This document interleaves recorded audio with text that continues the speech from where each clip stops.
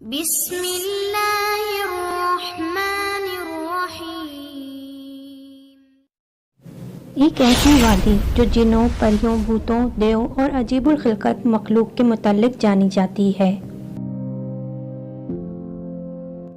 ایسا پہاڑ جہاں ہمیشہ اندھیرا رہتا ہے، چاند سورج کی روشنی وہاں کبھی نہیں پہنچتی۔ وہ وادی جہاں آج تک کوئی شخص نہیں پہنچ سکا۔ کیا یہ وادی جنوں کا دیس ہے یا کسی اور دنیا میں جانے کا کوئی اور پراسرار راستہ؟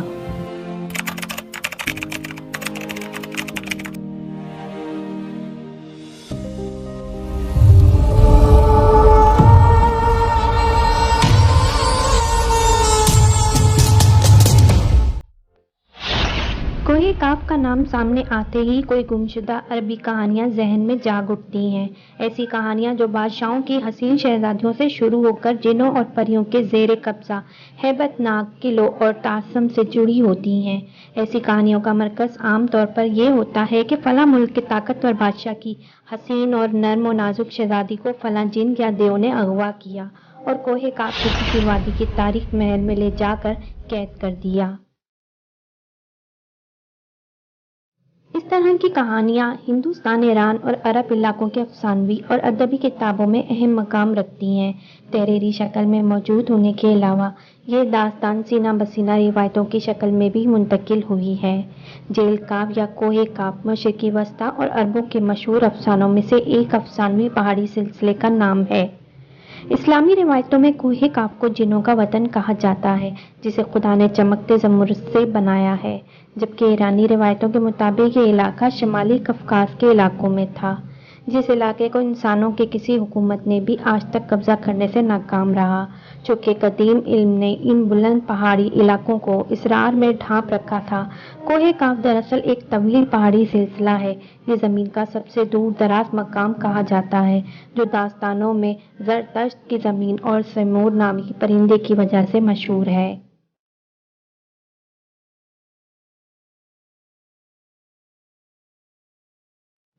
کہتے ہیں کوہ کاف سبز زمرد پر مشتمل ہے، جس کے عکس نے آسمان کو سبز رنگ عطا کیا ہے۔ کوہ کاف کو جنوں کا شہر بھی کہا جاتا ہے، جہاں زمانہ قدیم میں جنات کی نسلوں نے بہت ساری حکومتیں قائم کی تھیں۔ امام قزوینی لکھتے ہیں کہ کوہ کاف کئی علاقوں میں منقسم ہے، جس میں 70 زمینیں چاندی کی ہیں، 70 زمینیں سونے کی ہیں اور 70 مشک کی۔ عربی کتابوں کے مطابق کاف پہاڑی سلسلوں میں سب سے اونچا تھا، جو اللہ کی طرف سے زمین کو سہارا دینے کے لیے بنایا گیا تھا، اور اس دنیا میں جتنے بھی پہاڑی سلسلے ہیں، تمام سلسلوں کی شاخیں زیر زمین کوہ کاف سے جڑا ہے۔ اس طرح کوہ کاف جو اس زمین کا سب سے بڑا پہاڑ ہے، تمام پہاڑی سلسلوں کا مرکز ہے۔ زکریا القزوینی نے 13ویں صدی میں عجائب المخلوقات و غرائب الموجودات نامی ایک کتاب لکھی تھی، جس میں انہوں نے کاسمولوجی کے مطابق یہ نظریہ دیا ہے کہ آسمان کو خدا نے تھام رکھا ہے تاکہ وہ زمین پر نہ گر پڑے۔ اس زمین کے چاروں طرف پہاڑوں کا ایک طویل سلسلہ ہے، جس میں کوہ کاف بھی شامل ہے، جو ان سلسلوں کو کھوٹی کی طرح اپنی جگہ پر رکھتا ہے۔ اسی طرح مشہور صوفی بزرگ جلال الدین رومی نے اپنی تحریروں میں کوہ کاف کا ذکر کچھ یوں کیا ہے کہ طاقتور بادشاہ سکندر ذوالقرنین نے آب حیات کی تلاش میں مشرق کا سفر کیا تھا۔ اس سفر کے دوران آپ کوہ کاف تک جا پہنچے تھے۔ جب آپ کوہ کاف پہنچے تو آپ نے دیکھا کہ وہاں فرشتہ اسرافیل قیامت کے دن سور پھونکنے کا انتظار کر رہے ہیں۔ کوہ کاف اور اس میں آباد مخلوقات کے متعلق ایک اور روایت بیان کی جاتی ہے کہ حضرت ابن عباس فرماتے ہیں کہ رسول اللہ صلی اللہ علیہ وآلہ وسلم ہمارے پاس تشریف لائے جبکہ ہم مسجد نبوی میں حلقہ بنا کر بیٹھے ہوئے تھے۔ ہمیں آپ صلی اللہ علیہ وآلہ وسلم نے فرمایا، کیا کر رہے ہو؟ ہم نے عرض کیا، ہم سورج کے متعلق غور کر رہے ہیں کہ وہ کیسے طلوع ہوتا ہے اور کیسے غروب ہوتا ہے۔ فرمایا، تم نے اچھا کیا، اس طرح سے مخلوق میں فکر کرو، خالق نے فکر نہ کرنا، کیونکہ اللہ جس کے لیے جو چاہتا ہے پیدا کرتا ہے۔ تم اس سے تعجب کرو کہ کوہ کاف سے آگے 7 سمندر ہیں، ہر سمندر 500 سال سفر کرنے کے برابر طویل ہے، اور اس کے آگے 7 زمینیں بھی ہیں جن کا نور ان کے پاسیوں کے لیے چمکتا ہے۔ اس کوہ کاف کے آگے 70,000 مخلوقات ہیں جو اڑتی ہیں، ان کو پرندوں کی شکل میں پیدا کیا گیا ہے۔ یہ مخلوق اور ان کا بچہ پیدا ہوتے ہی ہوا میں اڑنے لگتے ہیں۔ یہ اپنی تسبیح کی ادائیگی میں ذرا برابر وقفہ نہیں کرتے۔ ان کا کھانا بھی ہوا ہے، ان کا پینا بھی ہوا ہے، ان کا لباس بھی ہوا ہے، ان کے برتن بھی ہوا کے ہیں۔ وہ یہ نہیں جانتے کہ اللہ نے حضرت آدم کو پیدا کیا ہے، اور نہ ابلیس کو جانتے ہیں اور نہ ہی ابلیس کی اولاد کو جانتے ہیں۔ اللہ نے کوہ کاف کو دنیا کے گرد تخلیق کیا ہے۔ یہ تمام دنیا اس پہاڑ کے درمیان ہے، ایسے موجود ہے جیسے ایک انگلی میں انگوٹھی۔ کوئی انسان وہاں پہنچ نہیں سکتا، کیونکہ وہاں پہنچنے تک 4 مہینے اندھیرے میں سے گزرنا پڑے گا۔ یہ وہ پہاڑ ہے جہاں کوئی سورج نہیں، کوئی چاند نہیں۔ یہاں تک کہ یہ لوگ چاند اور سورج کے بارے میں بھی نہیں جانتے کہ اللہ نے چاند اور سورج بھی تخلیق کی ہے۔ جو روشنی ان تک پہنچتی ہے وہ کوہ کاف کی روشنی ہے، اور وہاں موجود لوگ جڑی بوٹیاں کھاتے ہیں اور ان کے بدن پر کوئی کپڑا نہیں ہوتا۔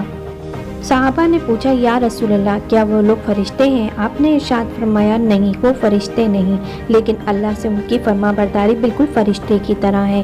پھر آپ نے فرمایا کہ معراج کی رات ان کی ملاقات کوہ کاف کے لوگوں سے ہوئی تھی، اور وہاں کے لوگوں نے آپ صلی اللہ علیہ وآلہ وسلم کی دعوت کو قبول کیا اور وہ مسلمان ہو گئے۔ صوفیہ کرام کے نزدیک دراصل کوہ کاف اس زمین میں موجود کوئی پہاڑ نہیں، بلکہ کوہ کاف سے مراد عالم مثال میں واقع وہ پہاڑی سلسلہ ہے جو بذریعہ کشف اولیاء کرام کے مشاہدے میں آتے ہیں۔ جیسا کہ خواجہ فرید الدین عطار جیسی صوفیہ نے اس تصور کا مشاہدہ کیا ہے۔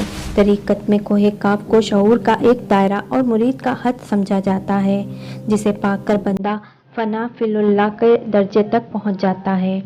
بہت سارے لوگوں کا یہ ماننا ہے کہ یہ لفظ کاف کسی چیز کا مرکز کو ظاہر کرتا ہے، اور یہ لفظ اتنا مقدس ہے کہ قرآن میں پوری ایک سورہ کا نام سورہ کاف ہے، جو اس کوہ کاف پہاڑ کی طرف اشارہ کرتا ہے۔ اس سورہ میں اللہ کی وحدانیت، موت اور زندگی کا نظریہ پیش کیا گیا ہے۔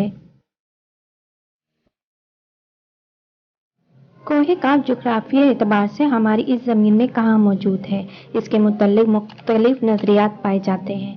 زیادہ تر مورخین کا اس بات پر اتفاق ہے کہ عربی داستانوں کی کوہ کاف دراصل موجودہ روس میں تبتاس یعنی ماؤنٹ کوکس نامی ایک پہاڑی سلسلہ ہے۔ یہ علاقہ یورپی روس میں بحیرہ اسود اور بحیرہ قزوین کے درمیانی حصے میں ہے، جس میں ارمینیا، آذربائیجان، داغستان، روس اور چچنیا جیسے ملک شامل ہیں۔ یہ علاقہ قدرتی حسن سے مالا مال ہے، جہاں جانوروں اور پرندوں کی بے شمار اقسام پائی جاتی ہیں۔ جھیلیں، آبشار اور چھوٹے چھوٹے چشمے دیکھ کر ایسا معلوم ہوتا ہے گویا جنت زمین پر اتر آئی ہے۔ یہاں انسانی آبادی بہت ہی کم ہے۔ یہ پہاڑی سلسلہ ایشیا کو یورپ سے جدا کرتا ہے۔ اگر کوہ کاف کو خلائی سیٹلائٹ سے دیکھا جائے تو یہ علاقہ سفید پٹی جیسا نظر آتا ہے۔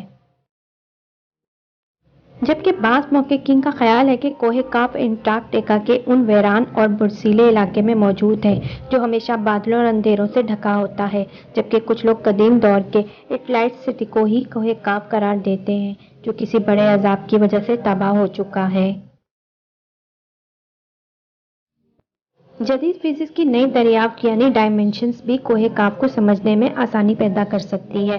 دراصل فزکس کی جدید تحقیق کے مطابق ہماری اس کائنات میں کل 11 ڈائمینشنز موجود رکھتے ہیں، جبکہ ہم انسان صرف 3 یا 4 ڈائمینشنز میں زندگی گزار رہے ہیں، کیونکہ ہم ٹائم اور اسپیس کے قید میں زندگی گزارتے ہیں۔